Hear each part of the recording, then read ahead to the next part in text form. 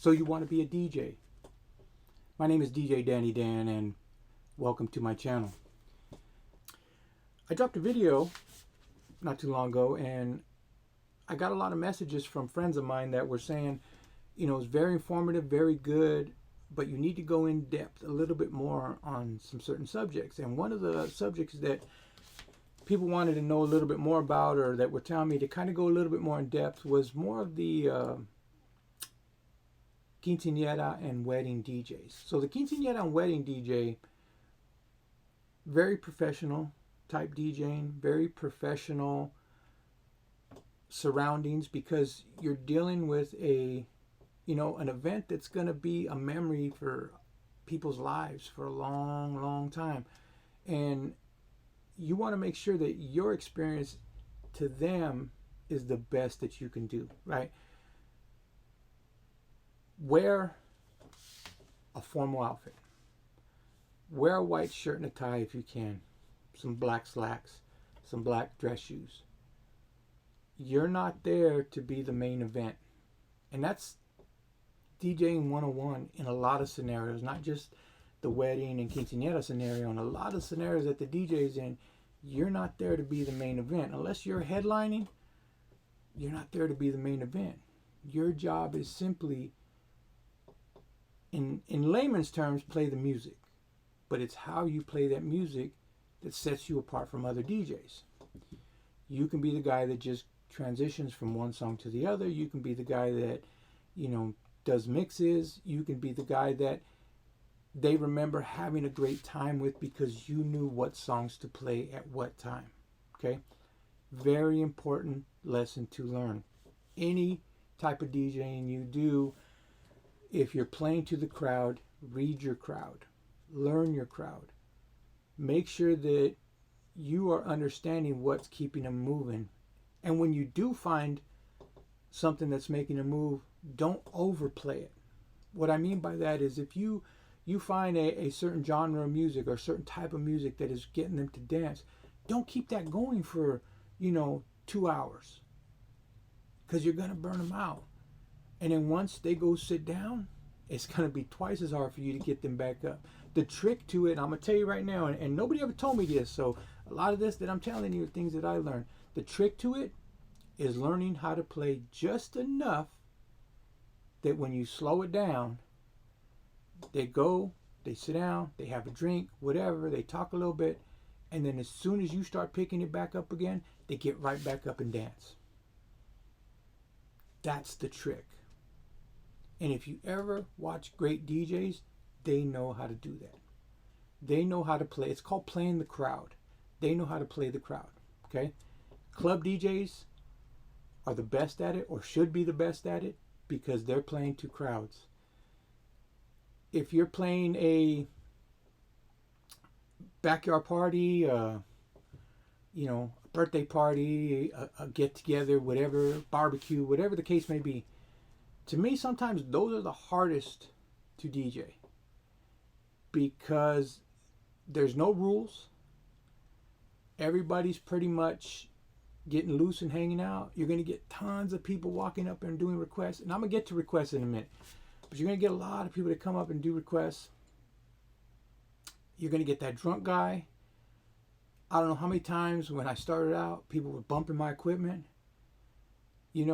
And that's where I learned a lot of this experience from. So, first thing I want to talk about is knowing where to place your equipment. In some instances, you don't have a choice. They've already got a predetermined place that they want the DJ to be, and that's great. That's fine. Don't argue. Don't ever argue with that with the client. Okay? As a DJ, you should be prepared for those type of scenarios.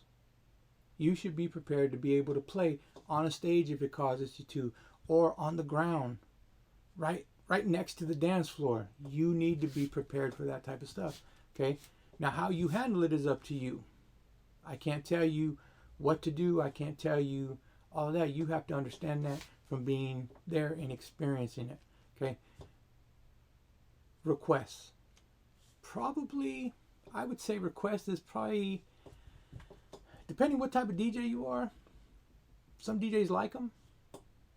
But a lot of DJs hate having people request music. I get it. Totally understand. I myself, I'm okay. Just when I'm on the turntables, I don't want to stop what I'm doing to take your request. So, my tip for that is figure out a way that you can have them submit requests without having you stop what you're doing to take their request. Now, you can do this several different ways. I've seen DJs that have like their Facebook page up, or they're streaming the event live, and just have somebody tell them, hey, this is my Instagram, I'm streaming right now, go ahead and drop your request in the comments. Okay, I've seen that. I've seen, the pad and paper out there. Problem with that is the pen always disappears, or the guy that's trying to hook up with some girl is going to take your pen and your pad of paper to go write a phone number down. Okay, seen that happen way too many times. Okay, figure out a way that works for you. Okay, I've seen some DJs that have a QRC code, and you scan it with your phone and drop a request, and the request gets sent to him. I've seen that. The problem with that one is people really have to be technically advanced to understand what a QRC code is. If I said that and you just looked at the screen like, what the hell is he talking about? It's not going to work for you, okay? So requests are kind of a give and take. Now, if you're at a wedding, if the wedding couple come and make a request, play that request. Okay, normally they'll give you a playlist before you start. There's also a thing called wedding standards. If you don't know what the wedding standards are, get with an older DJ. He'll tell you what the wedding standards are. It's a basic playlist that us older DJs all have that we use to play weddings. And it's just a bunch of old songs, or not even old. There's a lot of new songs on there, but there's songs that traditionally are being played at weddings all the time. And it just saves you the headache of someone requesting it and you trying to find it in your library. Okay? If you're at a quinceañera, this is where it gets tricky. The girl that's having the quinceañera, obviously you want to make her happy, because if you make her happy, you make her parents happy, you make her parents happy, then the gig was successful, correct?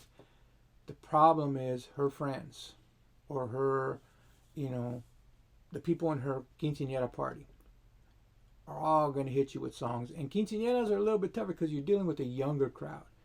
So again, if you're not into that younger type music, don't do a quinceañera, because you will be asked to play the younger type music. And I know some of you are looking at me now and probably saying, well, what do you mean by the younger music? You know what I mean.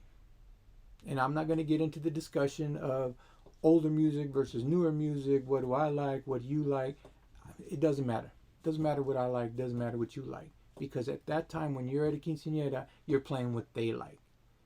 And if you don't like playing the younger music, the newer music, the things that are out right now, try to stay away from a quinceañera. Okay?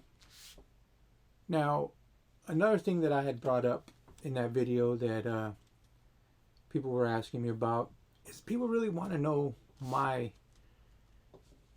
experience and things that I've done. And I will say this, I don't really want to go into, because I really don't want to get into a me thing. But I've DJ'd for a long time. I've produced songs. I've remixed songs. I've done every gamut. Now, when I started DJing, my goal and my intent wasn't to be, I didn't know where it was going to take me. I didn't know how long I was going to be doing it. And now I do it just for me. And I've said that many times. Don't ask me to go do your party. I won't do it. An event, anything, I won't do it. And if you're a friend of mine, respect that. Now, if you want me to recommend somebody, I can do that. I know a lot of DJs. I know a lot of good DJs. I know a lot of quinceañera DJs. I still have a lot of friends in the business. So if you need a recommendation, by all means, hit me in the comments. I'll get you somebody. But as far as my experience, I love mixing. I love scratching. I love remixing. And I love all types of music. So what I mean by that is, just because I grew up hip-hop doesn't mean that's all I listen to. I can listen to some country. I love old country. I love like Hank Williams Sr. Love a lot of his old stuff, Johnny Cash, that type of stuff. And I think because that music is mellow to me, it's just more of driving music for me. One thing I will tell you, I'll give you a little secret about me. I cannot listen to my own mixes. I don't know why. They just, maybe it's because I know what song's coming up. I know how it's going to transition in. I know how it's going to transition out. It doesn't do nothing for me. But I can listen to other people's mixes all day long. And if I'm on Mixcloud, I'm on SoundCloud and all that, I'll go to people that I'm following, I'll go to their page, and I will listen to a mix of theirs probably 15, 20 times. I can listen to other people's mixes, no problem. What I refuse to do is pay for other people's mixes. I will not pay to listen to somebody else's mix. There's way too many ways for me to get free mixes, for me to have to pay to listen to somebody else's mix. Now, let me explain that. If I have a friend who is selling, let's say, playlists, or he's made a special pressing of a scratch record, I will support him and pay for that. And I won't even ask for a discount. Because my thing is, if I'm going to help you out, I'm going to support by buying your product. Okay? That's just the way I see things. So, in this day and age, that's how we have to be. So, with that being said, I'm going to end it right here, because one of the things I was telling a person when they asked me that I should elaborate is that, if I go into everything, it's going to be a movie. So I'm going to break it up into parts. So we're going to call this one part 2. Okay? Again, if you like the video, please subscribe. I'm on Facebook, DannyDan559. Instagram, DannyDan559. TikTok, DannyDan559. Look me up. Thank you.